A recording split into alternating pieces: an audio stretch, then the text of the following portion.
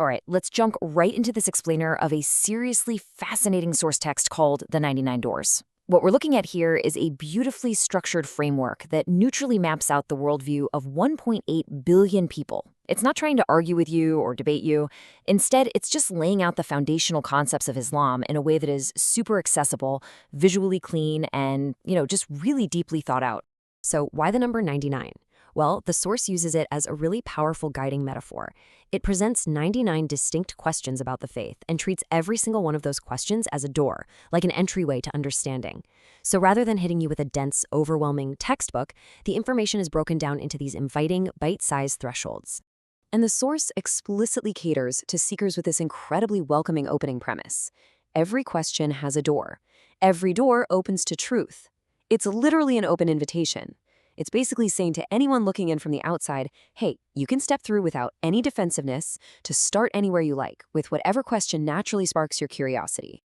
To help us wrap our heads around this vast subject, the source material is organized into a 5-part journey. 1. The nature of God. 2. The Prophet and the Quran. 3. Pillars of Islamic practice. 4. Modernity, science, and society. And 5. The personal inner journey. Okay, kicking things off with Section 1, the nature of God.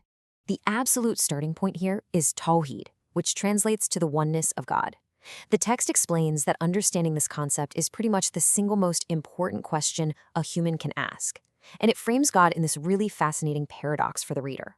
It says God is entirely transcendent, completely beyond human limitation or imagination, but at the exact same time, closer to you than your own heartbeat. Now, this perfectly illustrates how the source reframes concepts we might think we already know, like take the concept of sin. The text states that in Islam, sin actually isn't about carrying around this permanent, heavy burden of guilt or shame. Instead, it's grounded in something far more hopeful, which is God's overriding mercy.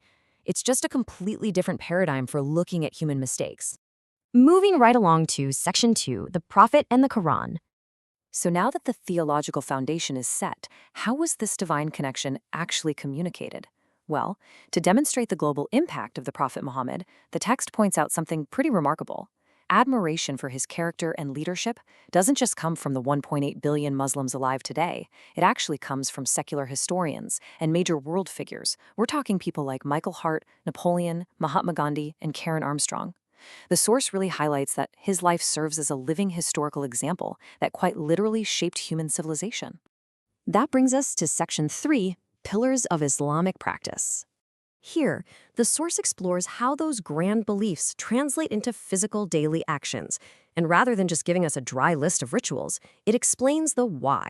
For instance, wudu, the act of washing before prayer, isn't just about getting physically clean. It's presented as a daily mindfulness practice, a way to reset the soul. You have the adhan, which is the global call to prayer, echoing across cities worldwide. Then there's zakat, which is incredibly interesting. It's not framed as just charity where the rich are doing a favor for the poor. The text classifies it as an actual right that belongs to the poor over the wealth of the rich. And finally, Hajj is described as this breathtaking 2 million person gathering for God. Next up is Section 4, Modernity, Science, and Society. This section places the faith right into the broader context of world history. According to the framework, it starts in the 7th century when the Quran was revealed and memorized by millions without a single letter changed. Because of that exact preservation, modern seekers are still exploring its deep linguistic layers today, often using amazing resources like tafsiri.com to really dive into the Quranic exegesis. That perfectly preserved text then sparked an Islamic golden age from the 8th to 13th centuries, which brings us to a 1,400-year-old faith that is actively addressing our biggest modern questions right now in 2025. And speaking of that golden age, the text highlights some absolutely massive contributions to science, making the argument that the Quran actively encouraged the study of the universe and the human body.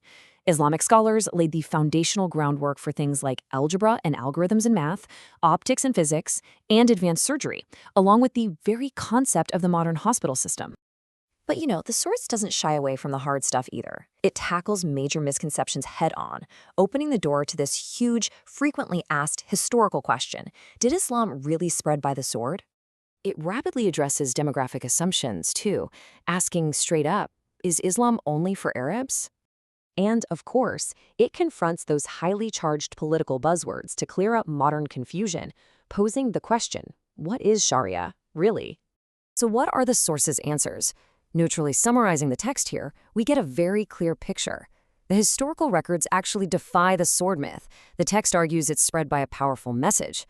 Demographically, the faith spans 1.8 billion people across 57 highly diverse countries, meaning the vast majority of Muslims are not Arab.